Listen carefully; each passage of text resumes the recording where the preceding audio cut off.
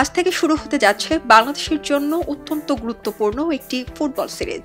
১৩ এবং ১৬ November Bashundhara Kings অ্যারেনায় Bangladesh খেলবে মালদ্বীপের বিরুদ্ধে। এই ম্যাচগুলো শুধুমাত্র জয় না, বরং বাংলাদেশের পরবর্তী ফুটবল যাত্রার জন্য অত্যন্ত গুরুত্বপূর্ণ। সেপ্টেম্বরে ভুটানের বিরুদ্ধে হতাশাজনক ফলাফল ও র্যাঙ্কিংয়ে অবনতির শেষে বাংলাদেশ এখন নিজেদের ফিরিয়ে আনতে এবং এশিয়ান কাপ কোয়ালিফায়ারের জন্য আত্মবিশ্বাসী হতে চায়।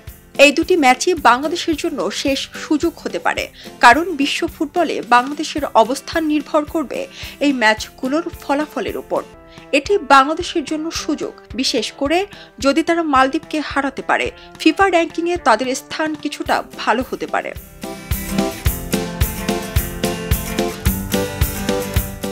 মালদ্বীপের জন্য এই ম্যাচ অত্যন্ত গুরুত্বপূর্ণ, তবে তাদের পরিস্থিতি কিছুটা আলাদা। ১ বছর নিষেধাজ্ঞা কাটিয়ে তারা আন্তর্জাতিক ফুটবলে ফিরেছে। মালদ্বীপের অনেক খেলোয়াড় নিয়মিত লিগ খেললেও আন্তর্জাতিক ম্যাচে তাদের ফিটনেস বড় চ্যালেঞ্জ।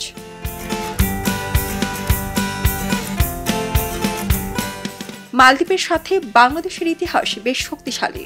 সাফ চ্যাম্পিয়নশিপে গতবার বাংলাদেশ ২-১ গোলে মালদ্বীপকে পরাজিত করেছিল, আর ২০২৪ সালে আন্তর্জাতিক বাছাই পর্বে মালদ্বীপের বিরুদ্ধে বাংলাদেশ গোল ড্র করেছিল। মালদ্বীপ দলের বেশিরভাগ খেলোয়াড় স্থানীয় লিগে একটানা খেলে এসেছেন, যা তাদের কিছুটা প্রস্তুতি দিয়েছে। তবে তাদের আন্তর্জাতিক ম্যাচে অভিজ্ঞতা কতটা থাকছে তা এখনও প্রশ্নবিদ্ধ।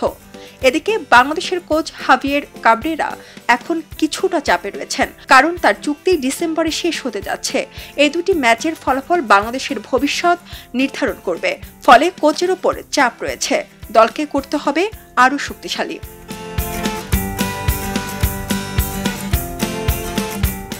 এদিকে বাংলাদেশের বেশ কিছু খেলোয়াড়দের প্রতি আশা করছেন অনেকেই, যেমন রাকিব, মোরসালিন, ফাহিম এবং নোভা, যারা সম্প্রতি ফ্রেন্ডলি ম্যাচগুলোতে ভালো পারফর্ম করেছেন। সেক্ষেত্রে পিয়াস আহমেদ, নোভা এবং আরমান ফয়সাল আকাশ দুজনে নাম্বার 9-এর পজিশনে বিশাল পরিবর্তন নিয়ে মাঠে নামতে পারেন।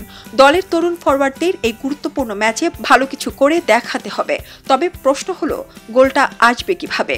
যদি গোল না হয় তাহলে বাংলাদেশের সম্ভাবনা ক্ষীণ।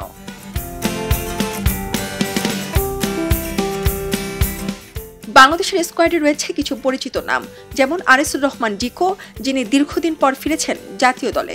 এছাড়া মিডফিল্ডে জামাল ভুঁইয়া, সোহেল রানা ও কাজিম শাহ যথেষ্ট গুরুত্বপূর্ণ ভূমিকা পালন করবেন।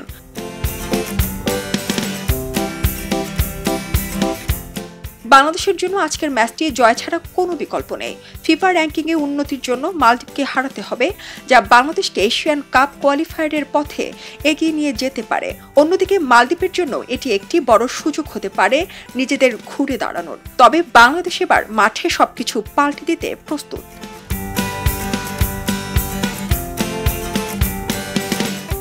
আজকের ম্যাচটির জন্য সবাই অধীর আগ্রহে অপেক্ষা করছে। বাংলাদেশের জন্য জয় গুরুত্বপূর্ণ এবং আশা করা যাচ্ছে এই ম্যাচে বাংলাদেশ একটি শক্তিশালী পারফরম্যান্স উপহার দিতে সক্ষম হবে। খবরের কাগজ স্পোর্টস। এলো খবরের কাগজ, নিখাত, নির্ভীক, নিরপেক্ষ।